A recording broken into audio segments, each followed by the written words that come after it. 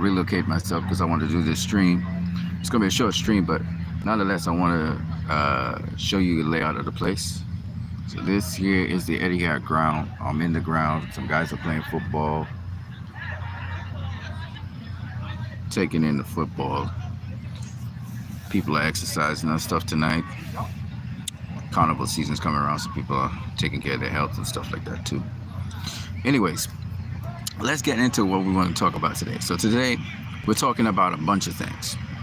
We're going to talk about some false narratives in boxing. We're going to talk about the Saudis and how they are having an impact on the sport of boxing. And we're also going to talk about some of the upcoming fights that possibly could happen, and really, if they're even fights worth talking about. Just because you have big names don't mean that the fights are worth talking about. You know what I'm saying? The other thing is, we'll also look at, with this new player in the game, the Saudis, the Prince of Saudi Arabia, pushing the boxing program in Saudi Arabia. If that now, because they're going to throw money at people, if that changes the whole game in terms of boxers ducking each other and stuff like that. So we're going to talk about all of that. So let me start off first by just giving you a piece of scripture. John 3:16 says, "For God so loved the world, He gave His only begotten Son, that whosoever believeth in Him should not perish but have everlasting life." I want to give you another piece of scripture, which is James 1:27, which says, "True religion is this, to take care of the orphans and widows, and to keep yourself from being corrupted by the world." All right, so those two things I want to go with, and let's just get into what we're going to talk about right now. So let's start off with racism in boxing and some of the false narratives in boxing. Now, first of all, some people like to push that boxing is mainly a black-dominated sport. To some degree, that's kind of true, because the poorer classes of people sometimes come from black communities. But to be honest with you, boxing is a sport that any race, gender, creed, culture can actually do, and it doesn't really matter what your background is. Okay, that's to be honest with you. Now, people who usually come from poor backgrounds, this is one of the alternatives that they have, one of the options that they have. They really sometimes don't have a lot of options, and some of them come from fighting families. Most people, if you're watching boxing, they come from fighting families. Okay, just to give a case in point, that narrative that it's only black people and whatever is false. We're going to have an undisputed fight between the two best heavyweights in the heavyweight division and the two best light heavyweights in the light heavyweight division, and neither of them are black. The two light heavyweights are both Russian, and the two heavyweights in the heavyweight division, one comes from Ukraine and one comes from the UK. Okay, now Inui is not black. He is a Japanese, right? Japanese fighter. And you can find several other illustrations, several different divisions of people who are not black. Now, why I say that is because there's all this supremacy nonsense that goes on, white supremacy, black supremacy, blah, blah, blah, blah, blah, blah. I want to show you guys something, right? So I was speaking on my other channel about Darwin's theory of natural selection, which says basically this. Even though it's an evolutionary thing, just follow me on this. Darwin's theory of natural selection says that nature tends towards that which has the genotype that allows it to survive in the wild. So, for example, some people may have, for example, in certain countries, the genes which allow them, sickle cell genes, which allow them to survive malaria. Okay? And so a lot of people in certain Asian countries have the sickle cell gene and they survive malaria, whereas other people don't, they die, right? So that's a dominant trait. Okay, now if we're looking at races, one of the dumbest things I've ever heard, and even Darwin's theory of natural selection basically debunks white supremacy, and I'll show you how. If you look at the world's population, the majority of the population of the earth is not white. If white supremacy really was the thing, right, natural selection would filter out all the other races, and you would only have white race. But in fact, what is happening is the white race is a minority, and people are trying to preserve their whiteness. And they use what is called artificial selection, where they've indoctrinated people's old ideas and so on, so on, so on, so on, and basically to try and show that this race, for some reason, I don't know why, is superior to other races. They have used various artificial means to try and push that point. They tried to force Darwin's theory of natural selection into the game, but it doesn't make any sense, because if you have what is called a dominant trait, or a trait, not necessarily dominant, but a trait that allows you to survive in the wild and you're selected out, then you should be the predominant thing there. And that's not the case. In fact, a lot of the traits that determine the pigmentation of these people, why they are the color they are recessive traits. All right, so anyway, the point I'm making is, in boxing, similarly, there are these different tropes, black dominated, blah, blah, blah, blah. And these tropes are all false. Boxing is not about, remember, boxing is something that's taught.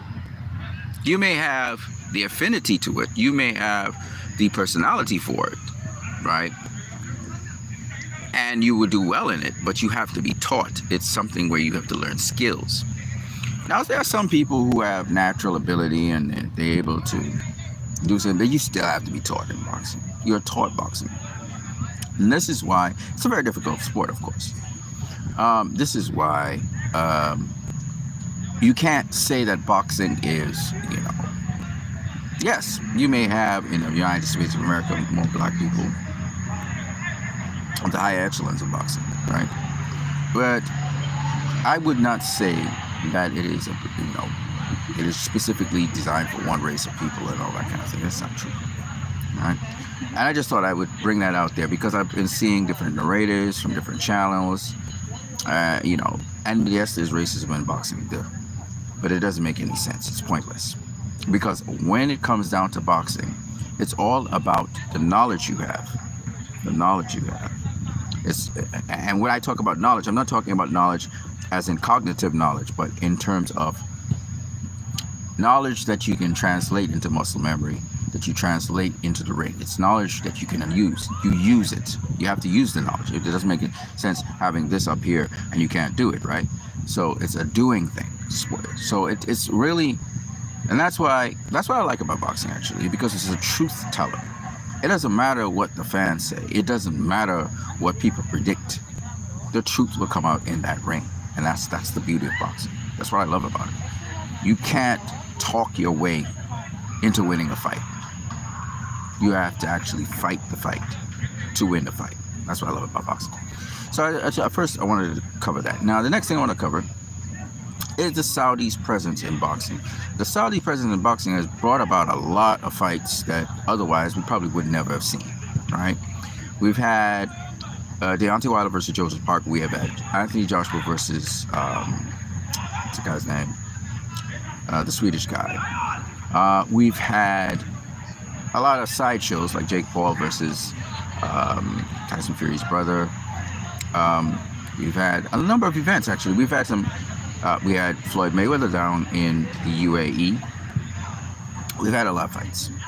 But one of the things that the Saudis now have been able to do is the Saudis have been able to open the door, pour out money, and make fights happen that would not normally happen, right?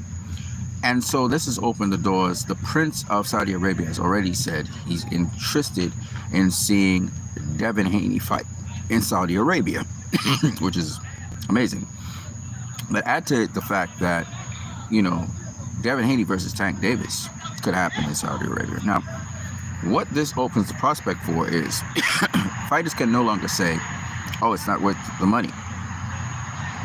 Because the Saudis are willing to put out extraordinary amounts of money to facilitate all kinds of entertainment from the West into Saudi Arabia. As we all know, Saudi Arabia was trying to normalize relations with Israel before what transpired. And they've been trying to win over the U.S. market and the U.S. consumers into their industry so that they can actually gain more money, because they've been losing money, Saudi Arabia. So they decided to do this drive towards westernizing somewhat Saudi Arabia and having it as an entertainment capital of the world. UAE has been successful at doing some of that as well. So what you see is that the interest and the investment of the Saudis into boxing, into the stars of boxing, of one of which is Devin Haney. They really want to see those fights with Devin Haney. They want to see any fight with Devin Haney. They want to see any fight with people affiliated with Saudi Arabia. You know, the Usyk versus Tyson Fury fight will more than likely happen in Saudi Arabia. So you can see how, because of the kind of money involved, of course. So you can see how these fights are happening. Anthony Joshua versus, I believe it is, Ngannou. I think it's going to happen in Saudi Arabia again. Okay? So these are fights you would not normally see, and now you're getting the entertainment that you get because of the Saudi Arabians. So as a result of that, we're going to find out if fighters really want to fight each other, right? Because you can have the pay-per-view, people can still buy pay-per-view. Pay-per-view is not limited to any location. Maybe Las Vegas won't be the location anymore as Saudi Arabia takes over. But as much as you want to have your local people maybe migrating to there, maybe people will migrate to Saudi Arabia. You have more tourists going to Saudi Arabia and the UAE to watch these events, which would be great for Saudis. The Saudis would get great tourism and all that.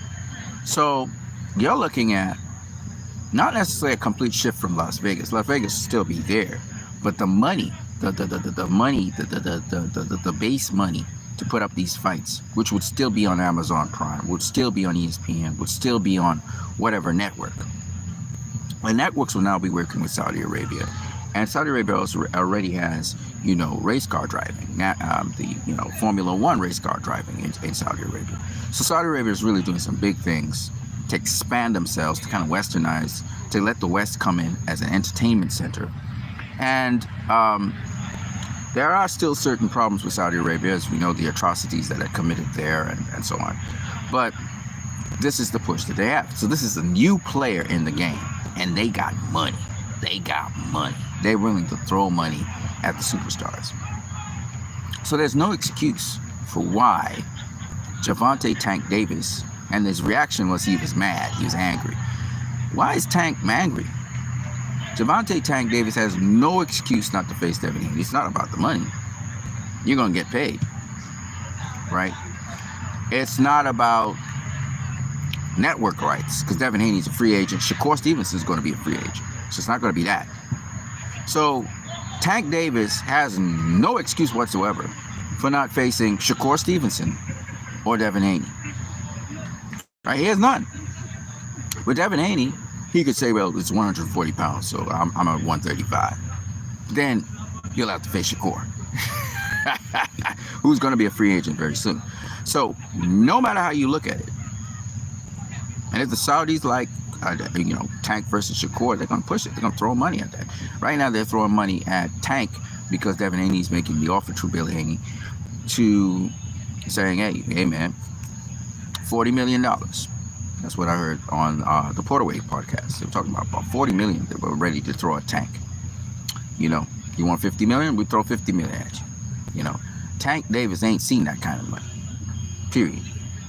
And then the pay-per-view will be whatever share of pay-per-view. The Saudis want to push their venue in their country. And they don't care what network it's on. They just want to make sure their venue, their country is involved. And so you're talking about a whole different shift in the game of boxing now. Boxing is going to be one in which you can't make excuses. You can't say, oh, well, there's not enough money in the pot for this, or there's not enough money in the pot for that. You can't say that. So whoever wants to duck, and we all know, it's really up to the fighters at the end of the day. The promoters, Bob Arum always says, they don't have enough money for this, or they don't have enough. Well, no, you ain't got to worry about that. Saudi Arabia comes into the equation. There's going to be money for that. There's going to be money for whatever.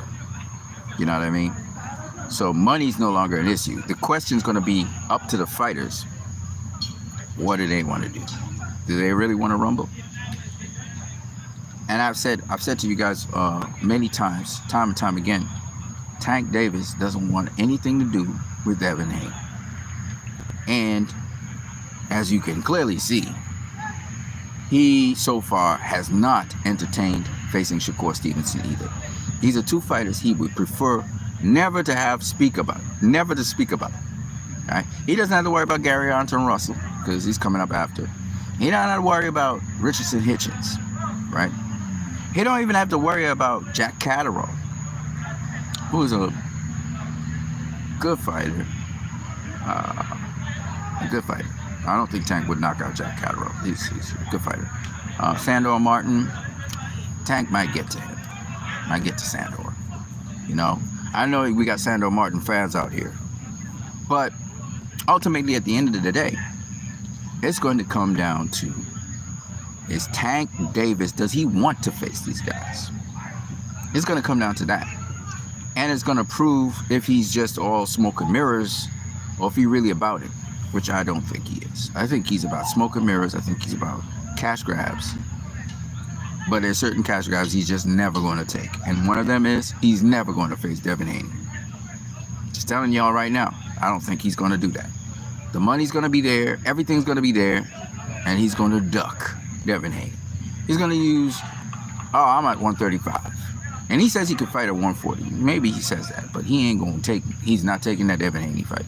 He ain't taking, I don't know if he'll take the Shakur fight. And Shakur still got development to do. You know, but Shakur, the problem with Shakur is to get to him. You have to get to him. You can't cut off, Tank can't cut off the ring on Shakur, and he knows that. He's going to talk about how he's running all night and he ran all night. That's what he's going to say, right? Because Shakur is a difficult fighter, as Devin Haney. You know, Shakur knows how to pick his shots. He knows how to keep distance. He knows how to range. These are guys, you know, it's hard to beat those guys. Right? Richardson is another one. Hard to beat him. And then Antoine Russell. Tank, first of all, I don't know if Tank would even engage with Antoine Russell. Antoine Russell is, you know, he don't have that experience, but he hit you, you can go down. You know what I'm saying? So Tank against Antoine Russell would be a good fight as well. Antoine Russell not having the experience, you know, but equally as quick, you know, equally as sharp. It would be a good fight. Definitely. Even now, as we speak. Tank versus Richardson Hitchens now, as we speak, would be a good fight. You know, those are guys who know their boxing. They may not have the experience, they may not have the championship experience, but they know their boxing. You know what I mean? And once you know once you know boxing like that, it's gonna be hard to beat you. You know.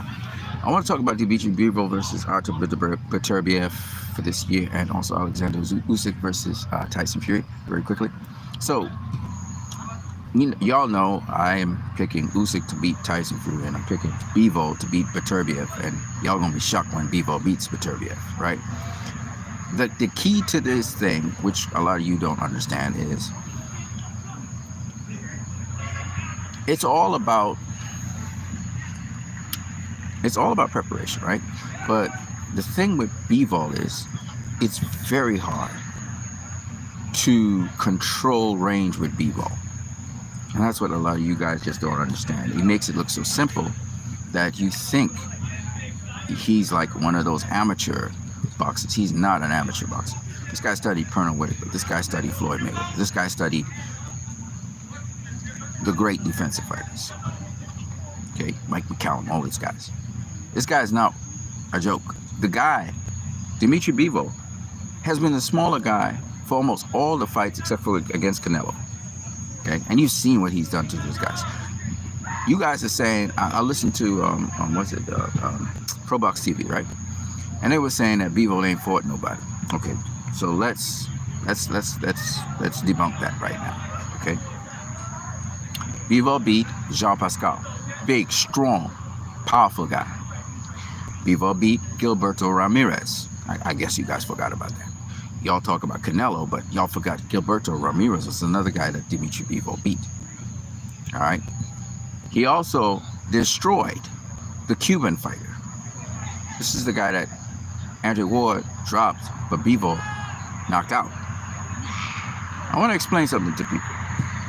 The more aggressive you are against Bivol, is the more punishment you will get from Bivol. Bivol is a counterpuncher. He's not going to take unnecessary risk. And Bivol lives for you to put pressure on. These kinds of defensive fighters,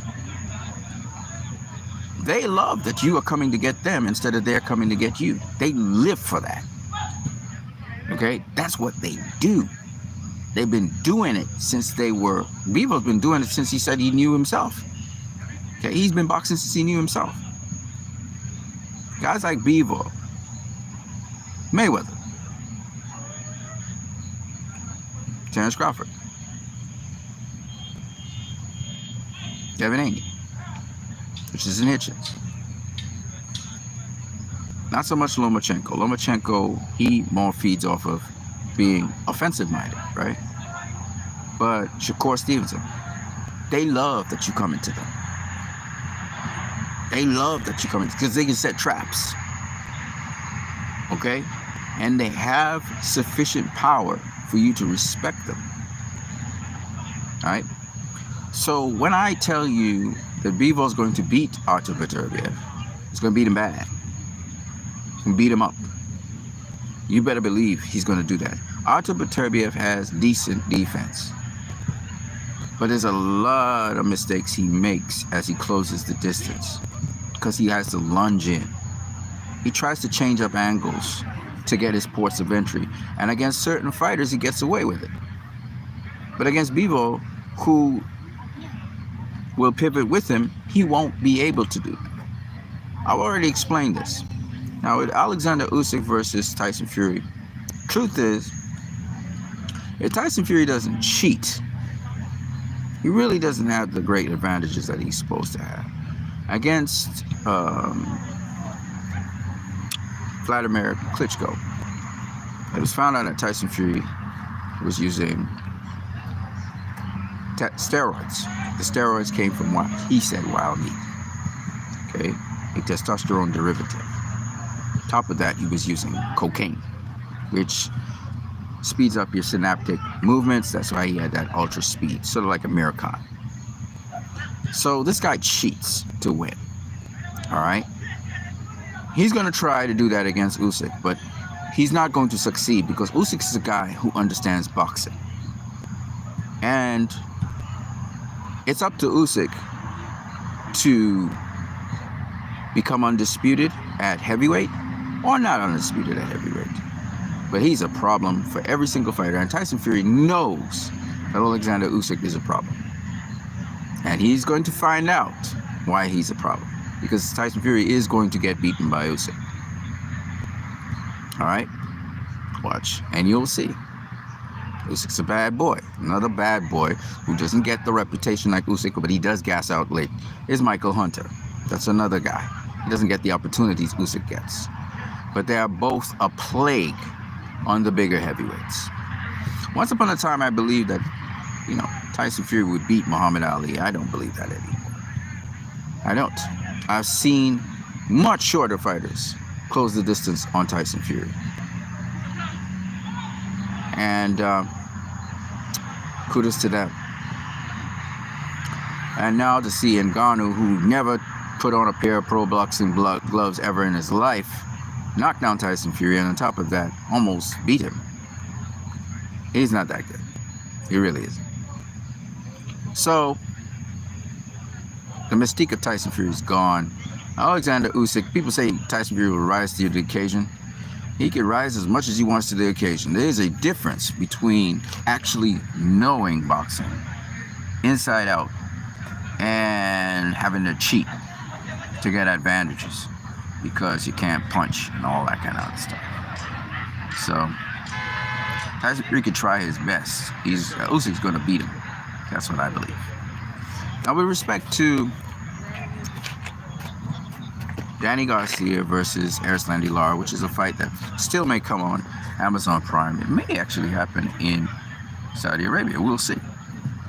That fight, I'm looking forward to, kind of, not really. The reason is Danny Garcia is a smaller guy coming up in weight. Erislandy Lara has been at 160 for a while. He's also fought at 154. He's the bigger guy. He's fought better competition than Danny Garcia. I mean, Danny Garcia did face Errol Spence Jr., but I mean, you just look at Tyson. Just look at Aristotle Lara's resume. We're talking about Canelo, Paul Williams. I mean, the who's who. You know, when that guy was there. I mean, Aristotle Lara's fought everybody. Okay, he's got a lot of experience. Now, he is, I think, 40, 41 right now. So he is kind of over the hill, but he keeps his body in good shape. So people are saying that, you know, Danny Garcia is going to beat Aristotle Lara. I just don't see it. Sorry. I don't know what opportunity you guys are talking about. He's coming up in weight and all that. Never fought at middleweight. Aristotle Lara has fought at middleweight and done this thing. I think Aristotle Lara is going to take that fight. He should. He's the bigger guy. He's going to be older. But he's still going to be sharp. He's going to, you know, have the tools, and I think the bigger guy wins. It's just like if Terence Crawford was to move up to 168 pounds and fight Canelo. There's no way I'm saying that Terence Crawford wins that fight. There's no way. I'm not giving Terence Crawford a chance in hell. And I know a lot of people are hyping it up, but I don't give him a chance in hell. Maybe at 160, but because Canelo got to kill himself to make 160 or 165 or something, but not at 168. 168 is too many weight classes up. Canelo will be too strong, too powerful. Terence Crawford will not be able to take the punishment that Canelo will dish out to him, because this is boxing. We're not talking about wrestling. We're not talking about none of that. I don't care what Terence Crawford tries to do. Canelo's way too strong for him. Canelo's been fighting at 175, looking to go up to cruiserweight. Way too strong for him. It'll be like Artur Beterbiev versus say Jamel Charlo. Okay, it's just not right. Canelo would beat him up really bad. So he would try to do like Jamel Charlo, and it's just you can't. You see, there's certain things. There's a time when a guy's just too big, and Terence, he's got a heart of a lion and all of that, but nah, brah. Unless you're using some sort of PED. You have to be using PEDs to try and equalize that playing field. That's some Manny Pacquiao stuff, you know? You have to use PEDs. There's no other way. It's just not possible. And I know guys in the throwback days used to do it, but this is different, right? Canelo's going to be coming in 180 something.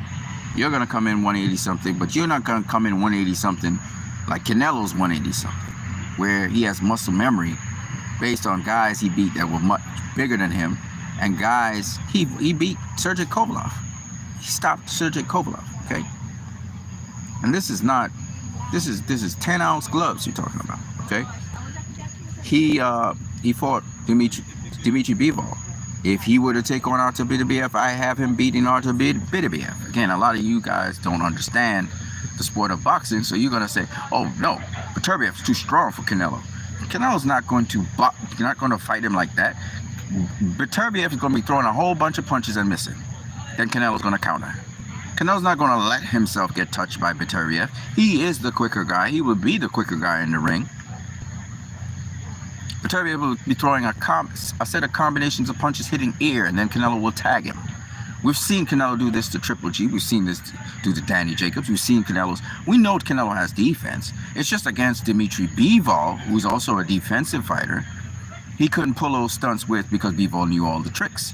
But when it comes to a guy like Beterbiev, who's more of an aggressive pressure fighter, sensible pressure fighter, again, better fighter, I think, than Triple G, you know, I really don't see. I see it playing out the same way how it played out with Triple G. Canelo's going to box him. When he's tagged him up enough, soften up the body enough, he's going to try and crash him a bit. He's probably not going to get him out of there. He might drop him. You know, Canelo's a problem. Y'all don't realize. Canelo, listen. I'm going to say this again. Canelo versus David Benavidez. I know they're dragging it out. We're here talking about Canelo versus Charlo. No problem. I don't have a problem with Canelo versus Charlo. I'll tell you why. I know this Charlo's messed up and all that, but Canelo versus Charlo, because it was long overdue. He was supposed to have had it already. So if he fights Maul and beats Maul, it sets up, and especially if David Benavidez fights somebody else and really does well, it sets up Canelo versus David Benavidez. So it's a way to build a fight, to make more money off the fight, to make more money off the fight, so it builds up into a mega fight. So if David Benavidez can look sensational against a decent opponent, maybe David Morrell. He fights David Morrell, he beats David Morrell in an exciting fight. Then everybody's going to ask for David Benavidez versus Canelo, and that's probably when Canelo will fight David Benavidez. So it may be just this fight is being built up to a mega fight, because David Benavidez looks like, can't be stopped, whatever, and then Canelo comes in and spoils the party, okay? But me personally, I don't think that David Benavidez beats Canelo. I just don't think so, okay? Canelo's fought way bigger guys than David Benavidez, and he's proven himself, okay? Now, Dimitri Bivol's a different cat. Like, people talking about David Benavidez beating Dimitri Bivol. I don't see that happening. He might have beaten up Bivol in sparring or whatever Bivol's working on. But David Benavidez need to know. He got confidence by beating. Bivol's a different cat. He different. I don't see anybody beating Bivol. I'm just telling y'all straight. I don't see anybody beating Dimitri Bivol. He is one of those special fighters. He makes it look simple, but he's a problem. Okay? But y'all don't realize that. All right? There's a reason Artur Beterbiev hasn't faced him yet. Okay? And Bob Arum with Top Rank hasn't had that fight. If they knew they could beat him, they would have made that fight already. That fight would have long since been made. Okay? Anyways. So, yeah, Canelo versus David Benavidez, I got Canelo. Canelo versus Artur Beterbiev, I got Canelo. There are very few fighters that can beat Canelo. Bivol is one of them. All right? And the only way y'all going to have respect Canelo and respect how good he is when he beats all these guys, and then you realize, oh shit, yeah, Canelo is the real deal. Okay? He is the real deal. Y'all don't realize that yet. This guy is going to go down in the Boxing Hall of Fame because he's going to whoop ass, and he's going to continue to whoop ass. It's just the rare exceptions. The guys like Bivol who will beat him. Just will beat him. It's just what it is. Starts to make fights. And Bivol has that difficult style. He makes it look simple, but he has a difficult style. Very difficult style. Because he knows how to maintain range. He knows how to keep a certain distance. He has the defense to keep you from landing anything on him. If he doesn't want you to hit him, you won't hit him. If Shakur doesn't want you to hit him, you're not going to hit him. You can't cut off the ring on Shakur. You can't cut off the ring on Devin Haney. You can't cut off the ring on certain fighters because if they don't want you to hit them, you just won't hit them. If Devin Haney wants you to, if he wants to engage you and make an exciting fight, he'll do that. But that's just the way how these guys go. Now, I want to just leave one more thing with you guys before I get out of here, and that is that in boxing, one of the principal things that I think a lot of us always forget is that the sport was designed to give us discipline. Boxing is a sport you have to be disciplined to be in the sport of boxing. Boxing is a sport where you have to be able to learn. You have to be open-minded. You have to be able to suck up things. You don't ever stop learning. You're always willing to listen to somebody and be taught about something. Whether or not you'll keep it or you say it's not for me, it's totally different. But you're constantly learning in boxing. You're constantly pushing yourself, testing yourself. It's a very difficult sport. I think a lot of you do not understand that these boxers are constantly evolving. They're constantly developing themselves. As Sean Porter said, there's not a time in boxing when you've arrived. You're constantly learning until you leave the sport. And so that's very important to understand and appreciate, okay? Because you're going up against competition, obviously, but you're also trying to be better. So when I heard, I was reading in BoxingScene.com questions to Stephen Bredman Williams, Stephen Bredman Edwards, where one guy is saying, why do boxers watch tape and footage of other fighters? It's not that boxers don't watch tape on other fighters. Sometimes they do. Sometimes they just go to the fight and watch the fighter fight. But it is that their focus, their emphasis is not on somebody else. The focus, boxing is a very internal sport. You have to focus on yourself and developing yourself. If I keep on watching another fighter and what they do, and I'm focused on another fighter, I'm not developing myself. The coach, the trainer, the person who breaks down fights and gets a game plan, he will watch the other fighters. My job as a boxer is to be as the best me I could possibly be, day by day by day, by doing a routine, by doing a set of things over and over and over again, and getting better at them. It's really about honing your skills. It's a lot of repetition. It's a lot of things you have to do that you don't really want to do, but you have to do them. That's why Floyd Mayweather says all work is easy work, because it's a lot of work. It's a lot of work. Okay? And you have to be willing. This is the difference between Zab Judah and Floyd Mayweather. Floyd Mayweather worked, and he worked hard. And he was consistent in working hard. And he was consistent in doing the things that needed to be done and more. He pushed himself. While other fighters were sleeping, he was working. While other fighters were resting, he was working. Right? He outworked his competition. That's why he's where he is today. Zab Judah didn't do that. He sort of rested on mentally and physically and spiritually. He rested on his abilities. Having certain gifting like knockout power can be a gift. It can be a curse at the same time, because you're always setting up the knockout. And what happens if what you set up doesn't work? Where do you go to? And this is what I'm talking about with championship experience. When, like, take for example, Keyshawn Davis is going to be taking on Jose Pedraza. Right? Now, Jose Pedraza has been stopped maybe once or twice in his career. Once by Gervonta Davis, and I think he recently got stopped. But the point is, Jose Pedraza is a very tricky fighter. He can switch hit. He can fight on the inside. He can fight on the outside. He's also tricky. He has all these veteran moves. He knows how to clinch and stuff. It's a good challenge for a guy like Keyshawn Davis. And what you learn, what the champion can bestow on you, and sometimes the champion after the fight, you can discuss a couple of things with the champion after the fight and get tips and get little nuances in how the champion was able to do X, Y, and Z. Now, if he goes in there and he just blasts the champion out of there, well, he didn't get to learn anything. But if the champion gives him enough resistance and enough, problems that he could go the distance with the champion even, whether he drops him or whatever, it really will help Keyshawn in his game, because there's nothing quite like showing you something and you having to figure out how to overcome that. So the actual fights, not even sparring, but the actual fight against a world champion, which is a totally different thing to sparring a world champion, teaches you so much. And it's all about the experiences. Boxing's a doing sport, so it's all about the experiences. That's how you gain knowledge in boxing. As the great late Roger Mayweather said, it's all about fighting. You have to continue to fight. And the more you fight people, is the more information and knowledge you get. That's the way how the sport works. So that's why I'm saying to you guys, it's all about consistency. It's all about your work ethic. It's all about working on yourself. Boxing is a sport where you have to focus inwardly. That's why spiritually you have to be clean. Physically you have to be clean. And mentally you have to be clean. You have to have a clean mind, conscience, and so on. That's why I said Teofimo Lopez is a very nice guy. And it proves.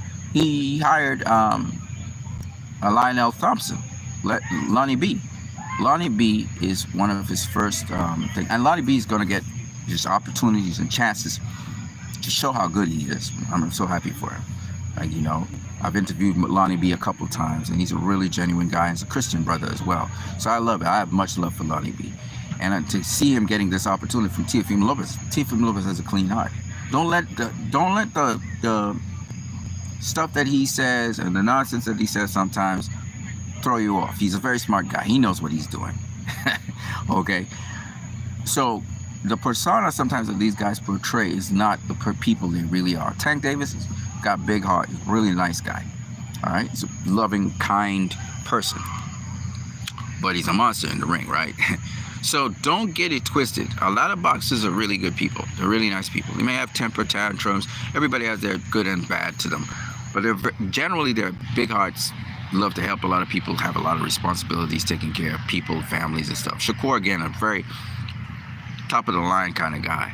These guys, they don't make it to where they make it because they're arrogant dogs.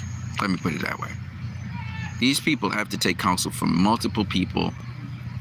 But they still have to steer the ship because it's their career and the buck falls on them. In boxing, that's the thing that makes it so lonely, because you fail, it's all on you. It's not on your trainer, it's not on, because you have to make the adjustments. You have to decide who stays in your corner, who stays in your camp. What mistakes did you make? Was it your fault that you didn't listen to certain things, etc., etc., etc.? Boxing is a very involved sport where you get the successes, but you also have to bear the brunt of your failures, and you have to troubleshoot it, and you have to figure out a way to solve that, and you have to go back afresh and overcome that. That's what makes the sport so great. So I thought I'd share that with you guys. I am WattUNeed. You can donate to this channel via PayPal. Like I said before, it's in the description. After the stream is over, I will put it also in the comment section. I hope you guys got something from this. I hope you guys are blessed. You guys have a good night. I'm gonna catch you guys later. I'm WattUNeed. Peace.